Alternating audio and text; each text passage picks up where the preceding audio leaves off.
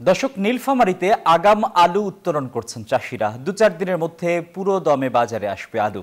এ বিষয়ে বিস্তারিত জানিয়েছেন সহকর্মী আব্দুর রশিদ শাহ। ধন্যবাদ আপনাকে জানিয়ে রাখি যে শুরুতে সুসংবাদটা জানাচ্ছি যে নীলফামারী আগাম আলুর জন্য বিখ্যাত।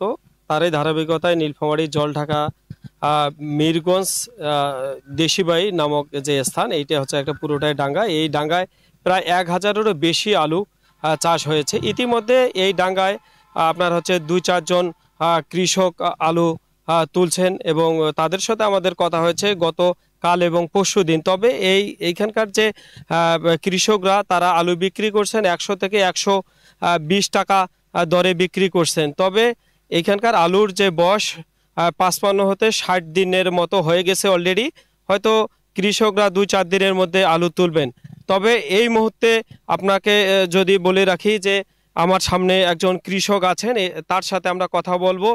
আসলে ভাই, আপনারা কয় দিনের মধ্যে আলু তুলতে পারবেন আর কি রকম দাম হলে? আলু আলু হয়ে গেছে বেশ ২-১ দিনের মধ্যে।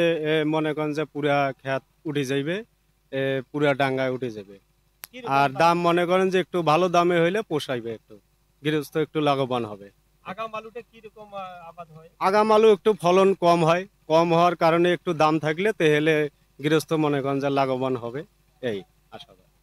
আপনি শুনছিলেন যে আসলেই একজন কৃষক আমাদের সামনেই কথা বললেন যে উনি বলছেন যে যে বর্তমান যে আগাম আলু আসলে ফলন কম হলেও যদি দাম তারা ভালো পায় তাহলে তারা লাভবান হবেন। তবে এবার যে বীজ এবং কীটনাশকের দাম বেশি হওয়ার কারণেই কৃষকরা কম লাভবান হবেন বলে আমাদেরকে জানিয়েছেন।